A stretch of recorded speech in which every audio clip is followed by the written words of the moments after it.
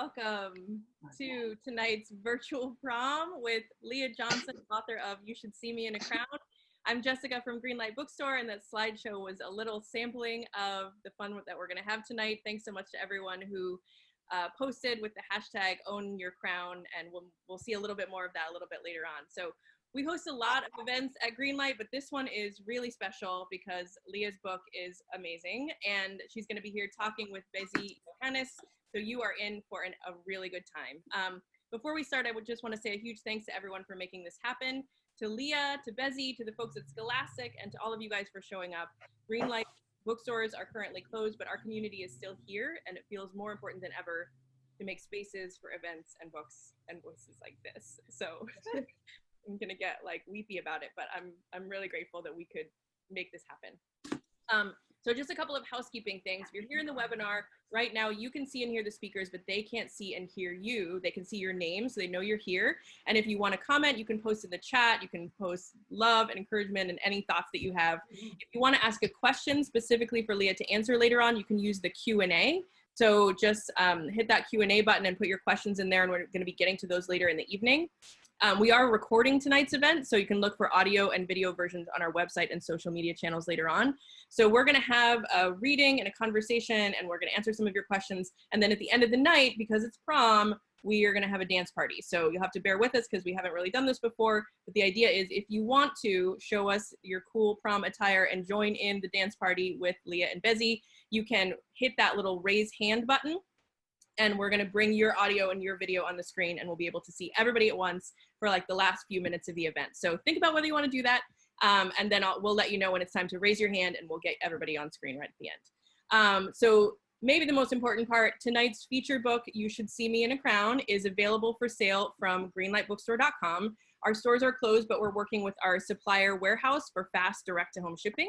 So if you care about supporting the careers of authors and the ongoing existence of independent bookstores, buying tonight's featured book is a great way to show your support. We're offering 15% off on the book when you purchase it from Greenlight's website this week, so look for the buy link and the coupon code in the chat. So we're gonna get started. Our interviewer for tonight is Bezi Yohannes. She's a recent graduate from Georgetown University, where she finished her master's degree in English literature. After pursuing her love for fantasy fiction and studying medieval legends at the University of Oxford, she focused her thesis on the ways that Black female protagonists in mainstream fantasy intervene in supposedly colorblind genre tropes.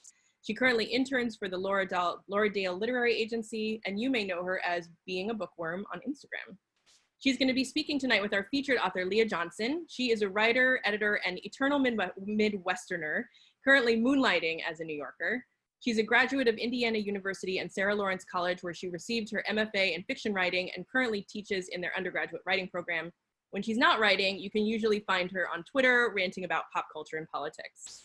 Her new book, You Should See Me in a Crown, I've heard described as a smart, hilarious, Black girl magic, own voices, queer prom rom-com. So it has a lot going on, and you're gonna hear from her reading from it tonight. Leah's gonna start us off with a few words and a reading, and then they'll be talking with Bezi and with all of you, and dance party at the end. So I think we're ready to go. Please take it away, Leah.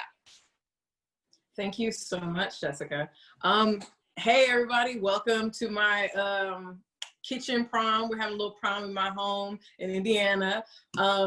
Before we get started tonight, I'd be remiss if I didn't open up the space and honor the people who are out in the streets right now protesting on behalf of Black lives. We are only able to be here and continue to talk about Black joy because Black joy is about Black liberation, and the fight for Black liberation is raging on in cities across the country right now, and we stand in solidarity with them. And if you have the means, please look to your local mutual aid funds and donate. So right now I'm going to read a couple words from You Should See Me in a Crown. And like Jessica said, if you haven't purchased a copy yet, please purchase it from Greenlight Bookstore or your local indie. All right, so this scene takes place in the middle of the book-ish. Liz is just beginning to vibe with her competition.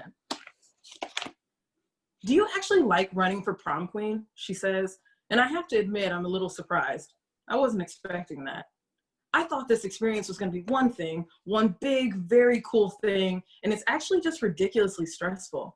She looks at me and winces. Is that horrible? no, I start. You have absolutely no idea how completely unhorrible that is. Her fingers slip between mine and my lap, and my heart does that thing it always does around her now. Like it can't decide whether or not to expand 5 sizes in my chest or, just bust out completely. You're the best part about all of it. She looks down at where our hands are linked. I would deal with the long hours and the bad volunteer gigs and the diatribes by Madame Simone all over again if it meant we would end up here. I stopped breathing. I almost don't know how to be with her like this, completely alone, completely vulnerable. I just know that I want to be. I just know that there's nowhere else I'd rather be, in fact, than in this car with Amanda McCarthy as she leans forward and holds my face in her hands. Okay. All right. I don't even know where to begin with how much I love this book. First of all, Liz Leidy is one of my favorite characters in contemporary YA, period. We're starting off with that. Wow, the bar is high. That's it. The bar is set. 2020 can try, but the bar is set. But she's both cautious and ambitious in going for that crown. She's both so petty and so loyal in the way that High School Me totally understands, absolutely. But you mentioned in another interview that a key part of her journey is that she's learned to make herself and her Blackness small as a means of navigating her predominantly white community. I feel that as someone who's also grown up in predominantly white spaces. And I'd love to hear you talk more about what it means to understand Blackness as more than exclusively how it relates to whiteness. I think when I talk about understanding my Blackness in opposition to whiteness, so much of that was representational, right? So like, not only am I thinking about how I was navigating my community growing up, but I'm also looking to all these texts which are telling me what it means to be Black. And it was never Black writers and Black characters telling me what it meant to be Black. It was white characters telling me what it meant to be Black. And so I was internalizing so many of those ideas growing up. And so I think that what was so important to me with this book was to set a standard where like Black folks, queer Black folks in particular, don't have to earn love through trauma, that like you're enough in your Blackness, in your queerness. And that took a lot of unlearning for me to arrive at that. And it took writing this book, I think, for me to understand that for myself. So when you see Liz learning those things in the book, you're also watching me learn those things in my real life. And I'm grown. So it was an absolute journey. Honestly, Bezi, I don't even know if I answered your question. I think I went to the left. No, you did. I mean, I think Liz is going through this journey of unlearning her own internalized sort of shame towards her Blackness. And so, yeah, I'm asking for me as much as, to understand the book, because I'm still going through that journey myself. Like you said, we're grown and we're still figuring it out. So, yeah, I mean, how did you sort of approach working through the fantasy of ordinariness for Liz in terms of understanding what her ordinary problems were, what her ordinary Black life looks like, and her ordinary Black happy ending? Somebody in one of the reviews for the book, which I try not to read, but this one I was like, I'm gonna go ahead and pick that up. Somebody said that the book leaned into 90s movies, like self-effacing, like energy. And I think one of the things that was so important to me was to lean into this John Hughesian coming of age story. And I was like, okay, so those are like quintessential American coming of age stories. So what happens when we queer those stories? What happens when we flip them on their head, and instead of having a cute little Molly Ringwald at the center, we put an awkward, anxious Black girl with big hair in the center who's living in relative poverty, who is just trying to do right by herself and the people that she loves, and doesn't always know what that looks like. And so that was my lived experience, obviously. Like, I was never gonna be, Diane with the boy in the front lawn with the radio above his head, that's a Say Anything reference, not even John Hughes. But you know what I'm saying? Like, for me, my coming of age was not gonna look like those movies. And so what would it look like if I gave those images to a Black girl? because like we're doing this all day, every day. And yet somehow it took until just now for me to start seeing more books and more stories on shelves that reflected those experiences.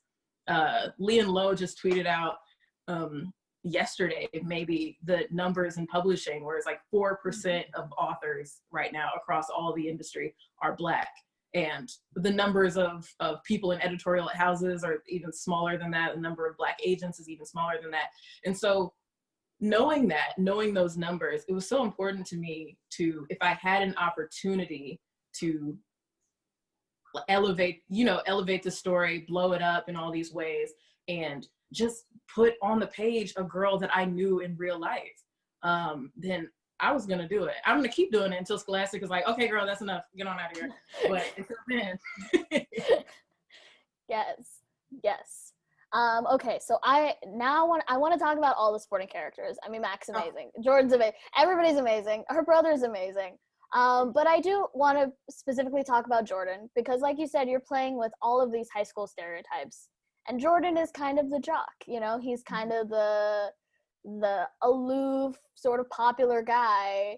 And there's a certain kind of, like you said, romance that's been played out in YA and those type of movies and shows about high school and prom, where Jordan would be a certain type of person. And he ends up not quite being that person. So, and he's also the only other Black kid, from what I understand, at the school. So what did that friendship mean to you when you're writing it? And how do Liz's platonic friendships and relationships with her family, with Jordan, also shape her sort of coming out and her self-acceptance? Oh, that's a good question. And you know what, full disclosure, Bezi did send these questions to me beforehand, and I still did not come with a canned answer to this. So that's how good it is. You know, I'll say this, for those of you who haven't read the book yet, Jordan and Liz were very close friends in middle school, and at the beginning of their freshman year of high school, Jordan and Liz have a sort of falling out where Jordan chooses to ally himself with his white football playing friends and kind of leave Liz out by herself. And so one of the things that was so important to me with Jordan's character was to explore this idea of liminality. So Jordan is existing between multiple groups because he's also biracial. And so Jordan is navigating the same thing that Liz is navigating, in that both of them are trying to figure out that sweet spot between isolation and assimilation. How can I stay safe in this space? How can I protect my body and my energy and the people I care about, but also not feel totally alienated from the people around me, right? And so Jordan, at the beginning of high school, makes the decision that for him, that safety is gonna look like, sorry sis, you gotta go, and I'm gonna be over here with these cool guys, and you're gonna have to figure out your own thing. Which I think we could probably agree is like a very hurtful, harmful choice. But when you're 15 years old trying to figure it out, you're going to make wrong decisions. And so that was one of the things that was so important to me about Jordan's character, is figuring out how to, explore this challenge that he was having with like how to navigate both of those spaces, but also how to make him who he was. And that is this tender guy at his core who loves Liz quite a bit and doesn't know how to show that love in a really healthy and safe way for both of them. And so developing that was really important to me. And I think and I was just talking to my sister about this today. I was like we were up at my high school taking some pictures today. We had to do a little impromptu photo shoot. And one of the things that I remember most distinctly about my high school is that there were, every school has their cliques or whatever, but the athletes were not just like the athletes, they were also the kids in the top 30 of the class. And the performing arts nerds weren't just performing arts nerds, they were also the kids who were like skaters or whatever. I don't know, I'm trying to come up with these like cliche ideas. I'm getting the High School Musical, like stick with the status quo vibes. That's what I'm imagine the cafeteria scene and then turn it up by 10. And so the thing that was most interesting to me about all the people that I went to school with is that like there was so much depth to everybody. Somebody said once, every character in the story believes that they're the main character. And so you should think about them with the same level of critical analysis as you would think about your main character. And so when I thought about Jordan, I thought about all these guys that I went to school with who were so cool on the surface, but also were listening to Paramore in their free time and like going to karaoke nights at the church around the corner. Like those were my favorite kind of guys because there was so much depth to them. And I tried to do as much of that with Jordan as I could. Did you ask me about the other supporting characters? Well, just I guess in the sense of how does Liz's platonic and romantic relationships all play a part in her self-acceptance and her coming out? Because I really loved how you gave those platonic relationships and the romantic relationships the priority in her happily ever after. It's not just that she ends up with her, true love with Mac. That's not really a spoiler because this is a happily ever after story, which is. I promise it right on the back of the book. That's what's. Yeah, I was like, it's not a spoiler. But it's not just the romance; it's also her platonic relationships and how those evolve. And so I was just wondering, how do both of those things play a role in how she understands herself and how she decides to come to terms with all of her identity?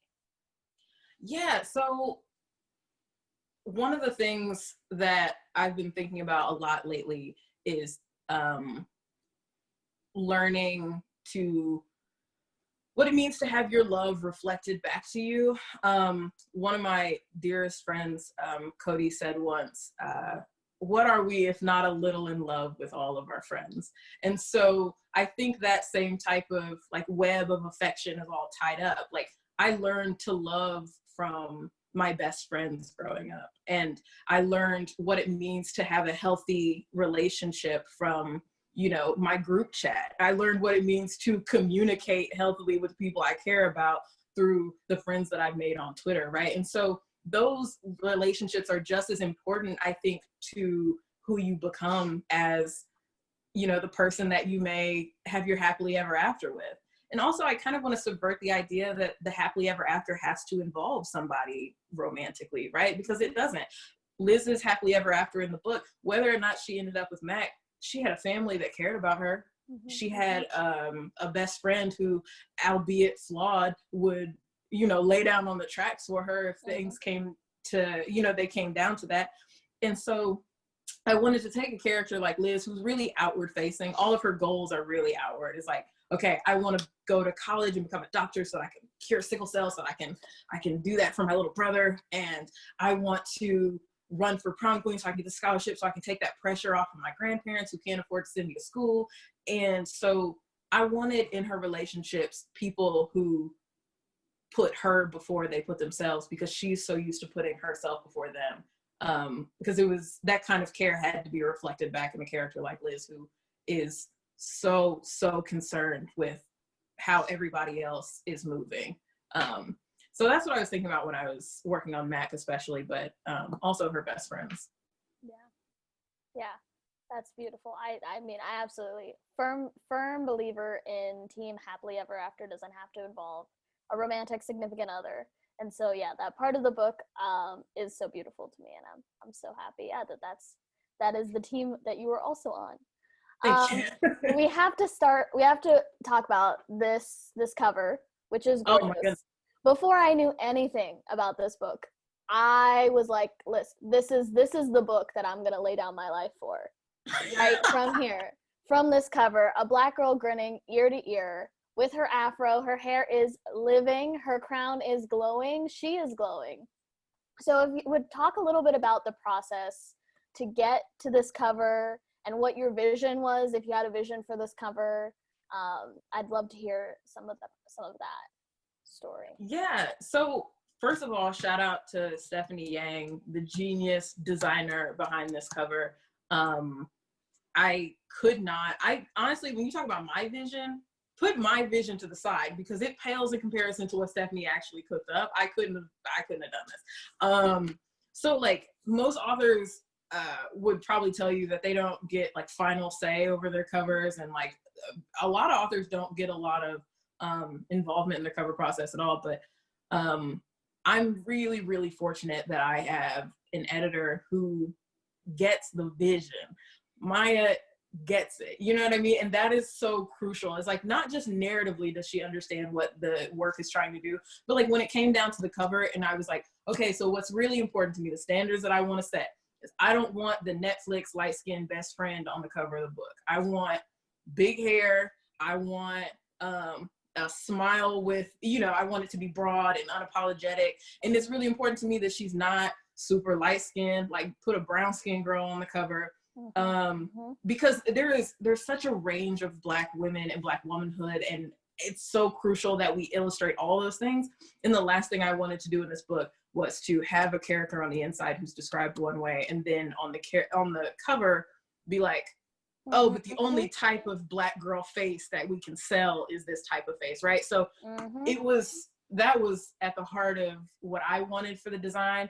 And I'm really grateful that Maya was like, bet, we could do that. And I even sent in, like, she was like, can you send us a character description so that we can like help figure this out? And I even sent like links to my Pinterest boards for like 4C, 4B hair. I was like, let's just make sure we got the curl pattern correct. Let's make sure we got the braid right. Because once again, can't be too loose. We can't have it too loose because that's not who Liz is in the book. And also, you know this because you've read it, like part of Liz's character, one of the external, the ways that her anxiety or her race, her tension surrounding her race is illustrated in the book is with her hair. She gets made fun of really early on in high school by somebody that she loves and trusts. And so she immediately internalizes all this shame about like what her hair represents in this very white space. And so she starts slicking her hair back, wearing these really tight ponytails, doesn't let a stray baby hair even go, because she's like, I can't do anything that would make me too visible. I can't do anything that would make me too much of a target. And so the cover was an effort, I think, at least for me, to illustrate the end of that journey. Is like the Liz you get at the beginning of the book is not this Liz, not this happy, proud, big-haired Liz, but this is Liz in her truest form. And so that's what I wanted to see on the cover. And Scholastic is fantastic. So they were like, yeah, let's do it. Love it. Yeah, no, I mean, not to divert this question even further to hair, but I just, the afro, how big it is, how much we love it, how much it is kinky and curly and poppin', was something that just immediately struck me. Because yeah, there are more Black girls on covers and we love all of them and we're getting excited about them this year. But even still, seeing a dark-skinned Black girl with kinky curls, like, and they are big and they are living their best life and taking up the whole space, you know, like that is so special. Thank you. Bezi, can I just say, there's a scene in the book that I had to write in because I don't know, I was like, how did I forget this? We had to add in later, Liz learning how to take care of her natural hair. She's like watching YouTube tutorials about like whether or not she needs to use Carol's Daughters or Cantu or, you know, like what the product is that works for her. Because when she starts to emerge from her shell, that's like also part of that is like figuring out how to wear her hair. So, you know, I all my natural Lisas out there, shout out, because the journey. It's part of how we learn about our Blackness too. It's part of how at least for me, when in that scene, again, like I don't want to go too deep in the book because some of y'all haven't read it, but you're going to need to read it. In that scene and the ways that she's watching the videos and understanding the videos, I absolutely saw my own natural hair journey. I'm only a few years into being natural, and it revolutionized how I understood what my Blackness looked like. And, you know, being big and out there and loud and proud and all of those verbs that never described me growing up all had to come when my hair was big, you know, like people started paying attention and people started ascribing those adjectives to me. So it was, you know, learning how to be loud and proud and Black. Is absolutely it's hard to hide when your hair is the circumference of I don't even, I have no comparison. All I know is I did this today and I was like, how do I even get in and out of my car without knocking this off my head? Like, it was a lot. Amen. All right. So I think maybe one more question we have time for before we switch to Q&A.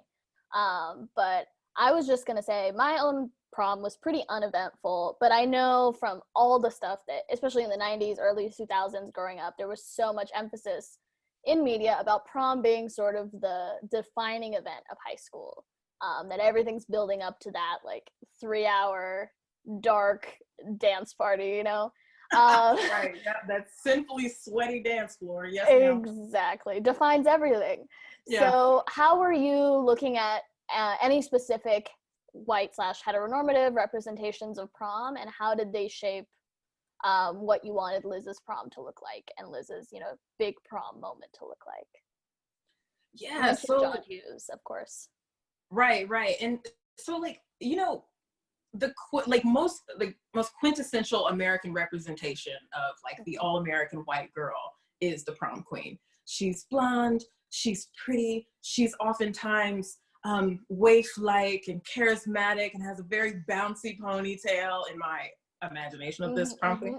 And so very rarely do we see that character represented differently. So like Mean Girls, for instance, like Katie Heron becomes prom queen because maybe she pushes somebody in front of a bus, who knows? But also, Katie wasn't prom queen worthy until her character did a 180 from who she was when she arrived. I mean, she was white and pretty when she arrived, so, you know, whatever. But she also had to, like, she had to become the, like, mean girl, the popular girl, the whatever. And that was what got her prom queen. So even in the end, when her journey reverts back to being a mathlete, right? She had already laid the groundwork for what people thought was worth winning prom queen, right? And so she got it, but she had, you know, like she had to do all this like really gross stuff to change herself into somebody who was worth winning that. And so I'm thinking about, like, first of all, what does it look like to turn those images on their head? So instead of putting that waif-like bouncy ponytail white girl at the center of the story, what does it look like when we put a Black queen with natural hair, who lives in relative poverty? That's another thing that we don't talk about often enough, is the relationship to class in these narratives. What does it look like when we sorry, I'm like, I heard something out of the corner of my, I'm like, what's going on over there? What does it look like when we, yeah, I'd be forgetting, I'm like not actually at Greenlight right now, so the normal room for this kind of thing is, now it's just my family's kitchen. But anyway, so like, what does it look like? How are we usurping white supremacy actually, like at its core, by changing these images up? And so that's what I was thinking about. Like, instead of doing the Katie Heron go from good person to bad person, and that's the person who deserves to win queen, what does it look like to go from person who is not sure of themselves and stuck to a wall, and then become the best version of yourself you can be, which is the version that loves yourself and loves the people around you fiercely. Yeah, absolutely beautiful. Yeah, I again, not to spoil this book for everybody who's gonna read it, but Liz is absolutely the best prom queen of the candidates and of the story, and her journey to get there is absolutely worthwhile. Okay, so I mean, I can't say for sure whether or not she wins. I don't know personally, but I'm just saying, if she were to win, she would be the best well, she is the best prom queen candidate of the candidates. She's definitely the best candidate. That much we know for sure. We know this. I think also, before we go to the next question, I just want to spend a second talking about prom narratives. Yes, please, go. I don't know if y'all have seen the movie The Duff. Oh my God. It came out in like 2012, 2013 or something like that. But like all of these high school movies end at prom. Like that is the last scene. It's like everything that you're supposed to know about this character and who they become and who they were and how they changed is somehow encapsulated in like what they choose to wear to prom. and like who they choose to go with, even like, oh, I'm gonna go by myself, I'm going stag, I'm going with my gal pals, like that's what we have to do, like girl power, girl boss, hashtag girl boss. And the Duff is one of my favorite examples of like a prom scene in a movie, because the main character like goes to prom wearing this like flannel dress, like the dress is made out of her favorite flannel button up, because she's kind of like, people like in the story, they're like, she's like, her character is supposed to be slumpy, even though like Mae Whitman is hot. I don't tell you. Right. What do you mean? Just because she wears like plaid button-ups? I wear plaid button-ups and I'm extremely bad. So I didn't get it. But anyway, she shows up, and that is one of my favorite moments in the prom canon, because it was like, it was so imperfect, this arrival to prom in this flannel dress, that I was like, that's the kind of, and they would never give her prom queen, but I was like, that's the kind of like queen aspirational prom thing that we should be seeing more often. I just had to rant about that because I love that so much. It's a great movie. Robbie Amell at his finest, Mae Whitman giving us life, everything. Okay. And he's been playing 16 years old for the past 15 years, and that's fine with me. That's okay. It's okay. You know, we're not gonna, you know, like, let him do it. Let him do what makes him happy. Right. I love that for us. Okay, I am definitely cutting into, we got to do the audience Q&A, but I know we're going to get some awesome questions from the audience. Let me see what we got. Go to the bottom. Okay. We sort of talked about this, but any favorite traditional prom stories? Oh, besides yeah. that? So the Duff is at the top of the list. I will say this is not a prom story or a prom scene. It's a homecoming scene. But the dance scene in The Perks of Being a Wallflower is one of my all-time favorite scenes in any movie. It's just the lightness that scene has. And it's honestly, it's like one of the last moments before the movie like pivots and becomes something like actually very sad. But there's so much joy packed into that, like these three people dancing really whitely, without a care in the world. I love that moment in that movie. Dancing very whitely is an adjective. It is a correct adjective. Whitely. Also not a prom scene, but prom-like is the scene in Cinderella Story where Hilary Duff like comes down the stairs with that mask on and that beautiful Cinderella gown, and it's just like iconic imagery. I also want to say the movie The Prom, it's a Disney movie. It came out. Yes. Oh my God, I looked up that movie right before this because I was like, am I hallucinating this, or did a movie happen that was just called Prom? No, yeah, it did. It was yeah, okay, I didn't even get the title right. It's literally just Prom. It's just Prom, yeah, but I know exactly what you mean. Yeah, it was one of those weird, movies that just like it popped in and then popped out, and whatever. Julie Taylor from Friday Night Lights is like the lead in this movie. But one of the reasons why I love this movie, even though it's actually probably not good, like, you know, like on paper, I guess, if you're somebody who has taste, you might not think it's good. But one of my favorite parts of this movie is the fact that the prom queen is Black, and this was one of the first, maybe the first Black prom queen I'd ever seen. And so that movie has a special place in my heart. That's beautiful. I love it. Okay, let me make sure we did that question. So scrolling back up, make sure I got some earlier questions. Oh, Rosie came on. Okay, Black Tuesday. Hey, Rosie. Everybody buy my girl Rosie's book, A Song of Rapes and Ruins. It's absolutely incredible, and it came out on Tuesday. Yes. Chef kiss. Rosie's asking, what is the biggest change from the first draft of the book to the final version? Rosie, you know what? It's very disrespectful that you even asked me this. One of the earliest drafts of Crown was in the neighborhood of 90,000 plus words. And for boop. Let's see. Can y'all hear me? Can you still hear me? We got you. And so for a contemporary rom-com, should be around 73,000, 75-ish. And so we had to cut almost 20,000 words from the book. And so where I had taken all these turns into left lanes, I was like, oh, we got to talk about Gabby's parents because that's such an important story. And oh, we have to go into the scene about Jordan choosing what college he's going to go to because that's just crucial to me. And Maya was like, get it out of here. That's not important. You thought it was going to work. And so just like at its core, we lost so much unnecessary, really, backstory.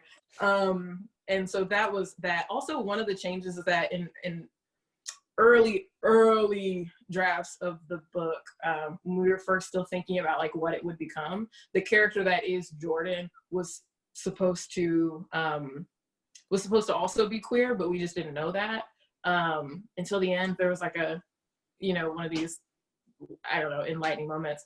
And that when we got into the text, we got into the writing of it, that was very much not necessarily, it wasn't at the heart of who his character was. And also, queer people get so many gotcha stories, like, oh, you find out later that they were mean because they were gay the whole time. Yeah. We not doing that. In this house, we not doing that. Whatever they're doing in sex education, we can't let that fly over here. So. Oh, you gotta do it. Gotta do it to him. I had to mention it.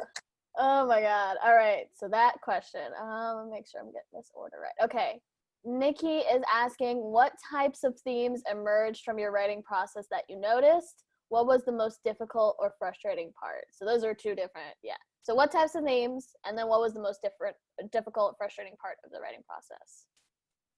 So I would say the most difficult part of the writing process for me was that I came out in the writing of this book. And so that's not one of those things that they teach you about in your MFA program. That's not like a craft thing that you can learn how to fix or rectify. Yeah. So it was an extremely personal journey for me that I was taking right alongside Liz, which required me to do some deep thinking about what it was I wanted out of my life and also out of this story. And so that's hard work. Can't nobody teach you how to do that. You got to do that on your own. And so that was really difficult. I will say what was frustrating for me, I'm terrible at revision.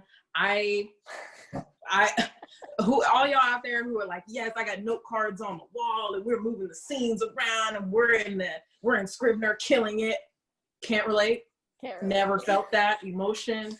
And so we had to, I would say there's only like 3 scenes that made it from the first draft of Crown to the final draft. Wow. So revision is a nightmare for me. It kills me every time. I just finished like doing some revisions on Rise to the Sun and didn't know if I was going to make it to the launch of You Should See Me in a Crown. So, there's that. But you did. Theme, but we did, and it'll be out next year, 2021. So go ahead and add it on Goodreads now. Gotta plug it. I think the themes that emerged for me that were most important are self-love, found family. Like Liz has a really strong family, but I would say that like her friendships also emerge as like crucial to her understanding of self over the course of the book. And I'd say that was also top tier. All right. Let me click that one. Nicole Chung is asking, who are some of the authors? Yes. Who are some of the authors, why or otherwise, that meant the most to you, the ones who really blew your mind when you were a kid, or the ones you were maybe thinking of as you worked on your first book? Okay, so this is a writer I talk about really frequently, but I feel like I can't talk about my own like aesthetic as a writer without also talking about Sarah Dessen. So I was a voracious reader of Sarah Dessen, like romance novels growing up. And so one of the things that was so important to me to do in Crown, actually, the way I got to this book is because I wrote an essay about Sarah Dessen's whiteness. And then my agent was like, hey, you working on something over there that maybe we could, I don't know, publish. And so one of the things that like I thought about a lot when I was crafting, making sure that we're leaning into the Sarah Dessen novels and giving that same sweetness and that same like happy ending to Black girls. It was crucial to me to be able to like rewrite what I thought was a canonical YA text, romance text, and make it Black, make it queer, make it anxious because hello. Yeah, so she's one of my absolute favorites. But in my adulthood, I love Nicola Yoon novels. She is doing the work over there, honey. Absolute brilliance. If you haven't read Nicola Yoon's work, I would go read The Sun Is Also a Star right now. Yes. It'll shatter you. Beautiful. Love. Okay. Let me make sure we get some more in. Nicole Johnson is asking, what elements of the Midwest did you want to make sure to capture in this book? Nicole Johnson, thank you for asking, cousin. So we might be. Love it. I would say, for me, there's one of my favorite scenes in the book. The scene I was just reading, I read at the top of this, actually takes place in a cornfield, and that was crucial to me. There is nothing more romantic than a cornfield in Indiana at sunset. Like, sometimes I'll cry after them and just start crying and listening to my like Death Cab for Cutie from high school, and just it transports me to a different type of place. So yeah, there's cornfields in the book. Also, let's see, Steak and Shake. All those of you who are from Indiana or from like this part of the Midwest, you know what I'm talking about. Steak and Shake was at the core of my high school experience. So that's in there too. Oh my God, the cornfield, I'm dead. All right. Okay, I guess this question sort of continues off that. What about a small town setting changed how the characters interacted? Were there elements you wanted to make sure were included in Campbell's community? Yeah, so Liz has this moment in the book where she goes downtown Indianapolis on a date, and it's like this massive moment for her because Indianapolis feels like the big city because a small town. And one of the things that I think is so important to talk about when you think about place, especially when you're talking about like rural communities and urban communities, is that like in a rural community, I wouldn't see many openly queer people, and I certainly wouldn't see many openly queer Black people, especially not where I'm from. And so that was really important to illustrate in this book, which is that like Liz feels a lot of the way she feels because she's from a small town. If she had grown up even 15 minutes down 465, she would have felt way different than she did being from where she's at, which is a fictional town, but it's overlaid on top of a real place. And if you're from the west side of Indianapolis, you can probably figure out where it is. So that was really important. Also, everybody knows everybody in a small town. And so your business is not really your business. And so Liz has to move so different because she's if I so much as like go to a store and like talk too loud on the phone, then suddenly everybody and everybody's mom knows that I'm dating this new person. Yeah. That's the Midwest for you. That's small towns for you. Let's see if we can get a few more in.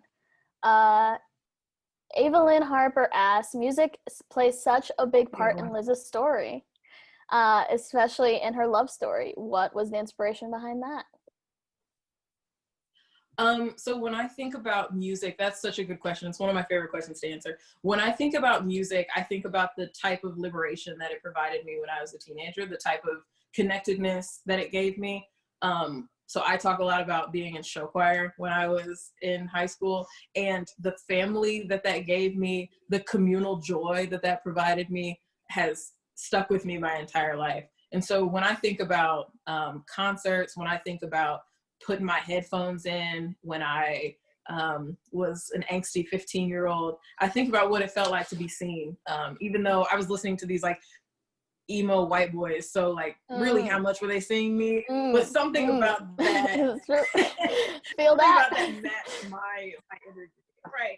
And so like even if nobody else around me got where I was coming from at the moment, the music gave me that type of understanding. And so I write towards music often. My whole next book takes place at a music festival because I was like, that's where I keep returning. So we might as well just lean into it. Tease. I love that tease for Rise to the Stars. Somebody asked about a prom playlist. You're gonna get one. Check out the I Read YA Twitter and Instagram accounts in the coming weeks. Oh, so we got that one. There might be something coming with that playlist. Okay. Make sure we can get a few more. What's your favorite romance trope? Oh my gosh, enemies to lovers. Easy. Boom. That was so right quick. There. Because it's on the tip of my tongue. I talk about enemies to lovers every chance I get. So enemies to lovers is like top of my list. I would say fake dating, very close second. Fake dating though. Fake dating. Also, in fanfic, it's there's only one bed. There you go. Oh my gosh, that's up there. There you go. Fanfic brings us the best tropes.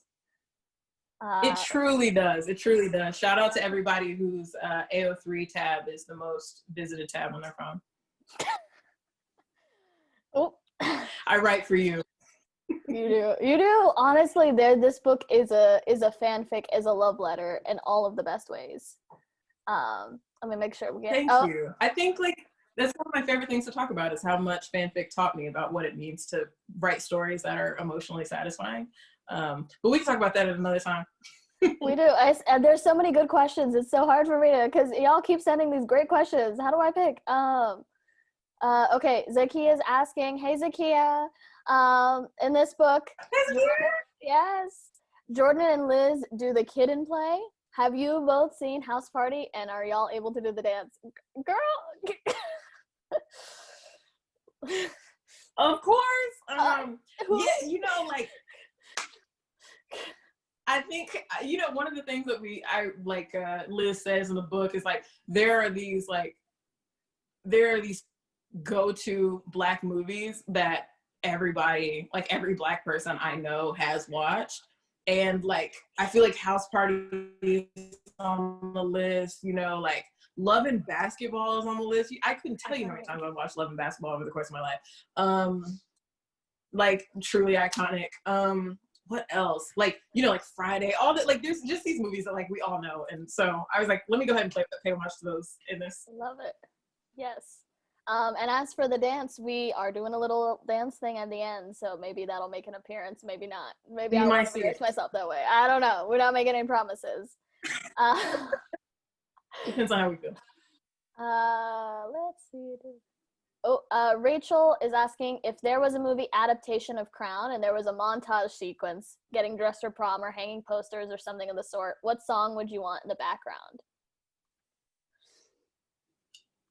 Oh my gosh. Right? That's a great question. So well, really caught me off guard. I would say if I had to choose one artist to score the movie, so you could pick any of their songs for this moment, it would be Blood Orange. So Dev Hynes. Absolutely a good montage with a Blood Orange song in the background. Chef's kiss. If you haven't listened to Blood Orange, go do it. It's good for your soul. Love that. I don't have a specific song, so I kind of subverted the question. That's okay. But no, I think I'm thinking about the soundtrack for the movie version of your book is so important. It's so, like we're talking about the playlist, the soundtrack, the score. It's all playing through. So I gotta know. Let's see. What are some of your dream casting choices? Talking about adaptations and, you know, just throwing things out in the universe. Oh my gosh. Okay, so Netflix just said they were interested in making a commitment to Black art and Black artists. Netflix girl, You know how to find me. Before I even said this, I want to say like Sadie Sink from she's in Stranger Things. Sadie Sink is like my headcanon for Mac. I'd say, like, just age her up a little bit, like give her a couple years. And I would love if Lovey Simone could play Liz, but more important than like somebody who just is like, you know, like dark skin, natural hair, etc., is like finding an unknown like queer Black actress. I would really love to see that. So I would like to see Liz be somebody we've never seen before. Let this be her breakthrough role. If you all have seen How to Get Away with Murder, my Jordan in my head is Rome Flynn. Just like, if he could play high school, if this is the last time he ever plays high school, I want Rome Flynn to be Jordan. We'll make him like Robbie Amell. He's just still playing 16, you know? He can be 30 and still playing 16. And that's, once again, we love that for us. Yes, love it. Beautiful. Okay. Maybe one more? Maybe, yes. Okay. One more. Man, now there's so much pressure to choose. I'll answer first. Okay, Candice. Oh, Candice is asking, did you allow any family members to read this before it came out? Why or why not? Oh, you know what? Yeah, so my sister reads all of my work. And so I sent her, my best friend, Khadijah, reads my very first draft, like the messiest 0 drafts of all my work. So Khadijah read it first, and she's like family because I've known her since I was a child. And my little sister reads directly after Khadijah. And so, yeah, she read it. But nobody else in my family read it. And that was because, one, it felt too real, felt too honest, felt too true. And so I was like, you know what, I need to settle into this idea before I can give it to the idea of my own queerness, before I can give it to anybody else. My sister was the first person I trusted with that part of me. So, yeah. All right. That's a great question, Candace. Thanks. So I think that wraps us up for now, but thank you, Leah. And I'm gonna turn this over to Jessica. So you guys are ready for the dance? Thank you, Bethany. Yes, before we go to the dance party, real quick, thank you everybody for coming out. This means the world to me. This isn't the launch that any of us had expected. This isn't the world that any of us expected to live in, but I'm so grateful to be here with you all and for the outpouring of love and support many of you have shown for the book, so thank you so much. Also, catch me tomorrow night. I'm reading with the Freya Project on Zoom, and on Saturday I have a panel dropping with the Bronx Book Fest, so that's where you can find me the rest of the week. You are busy. So I put the buy link in the chat in case you missed it before. There is a coupon code. You can get 15% off, and I should have mentioned this at the top, but I'm mentioning it now. Greenlight is donating 10% of all of our online sales this week to the Legal Aid Society. They're defending protesters and are committed to inclusion and diversity and equal justice for everyone. So if anything you buy helps to promote that cause. So thank you guys for helping out with that. So here's the plan. If you want to be on video in the dance party, you hit the hand raise button. We are going to hit play on the song that Leah has chosen, which is Crown by Chica. And then I'm going to start to put people's video in, and we'll see everybody, and there'll be more and more people, and then it's going to like cut to black. So that's if everything works. If it doesn't work, then it's awkward, but Leah says that's on brand, so it's okay. We're good. We're embracing the awkwardness here. Right? We're embracing the awkward. Go ahead and raise y'all hands, though, because we're going to be dancing over here. All right, we got some hands raised. I'm going to start the music, and then we're gonna give it a try. Here we go. Thank you, everybody.